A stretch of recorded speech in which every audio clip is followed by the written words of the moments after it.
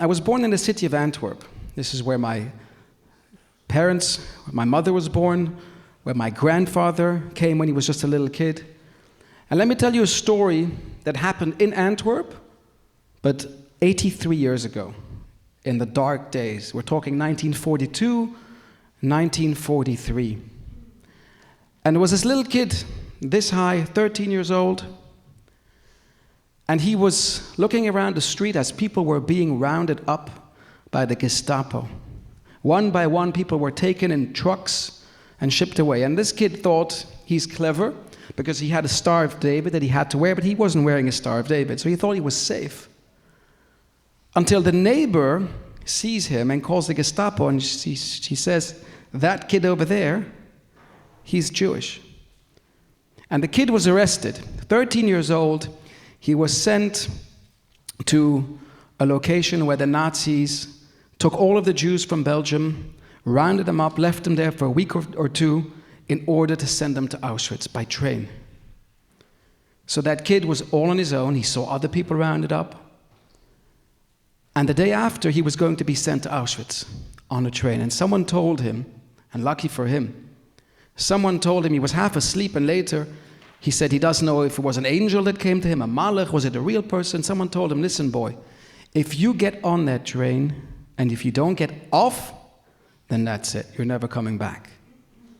So the person gave him instructions. He says, when the train is about an hour and a half in, make sure you go to the bathroom and you jump out of the window. So easier said than done, but he stood up about an hour and a half after, went into the bathroom, locked the door, opened the window, but he couldn't do it. I mean, could you? Imagine, you're 13 years old, train's going at quite high speed.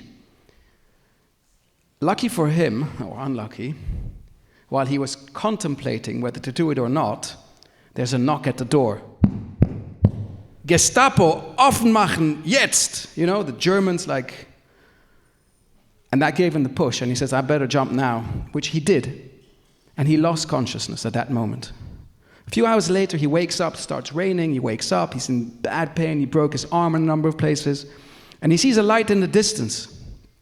And he says, "I have no choice but to knock on that door. Either they will give me up again, or they'll help me." Lucky for him, they helped him. They tended to his wounds, they gave him some money, and he went back home, and he survived the war.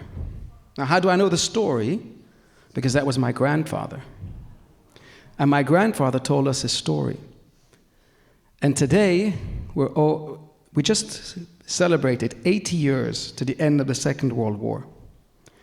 But unfortunately, the monster of anti-Semitism in Europe is not gone. Jews are being attacked, harassed, only for one thing, for being Jewish. Just like that kid 83 years ago was arrested not for anything he had done, but for who he was. And today, anti-Zionism is being used as an excuse for anti-Semitism. You're Jewish, you must support Israel, you're monsters, you're genocidal, and therefore we will do whatever we can to you. Someone just sent me a video now of a Jewish person walking on the street and passing a cafe. Someone throws a bottle of wine at him. Just now it happens every single day. Jews are being singled out for who they are. So I was here this week, I was in Washington, I was on Capitol Hill, I went to the White House. At least here in America, they take anti-Semitism seriously. And they said, till here and no more. So it's really heartwarming for me to see that the Jewish community in America stands proudly with Israel. You can stand with Israel without having to be attacked or vilified. And so my message to you tonight is, the Jews in Europe need you. Don't forget about us. Support us. I definitely hope we'll never have to run away from there. But know that these are dark days for the Jewish community. I'm not normally a pessimistic person, but I can tell you this is really a low point in my life. I'm 45. I've never seen it that bad. People are scared to walk on the streets. We are being attacked, harassed. The press is all over us. These are not good days. I'm sorry that I can't come with a more happy message, but that's what it is. One thing we know. We have, like the rabbi said this morning, we have a greater power above us. He takes care of us, And we always have survived, and we always will survive. Am Yisrael Chai. Thank you, Michael. Thank you.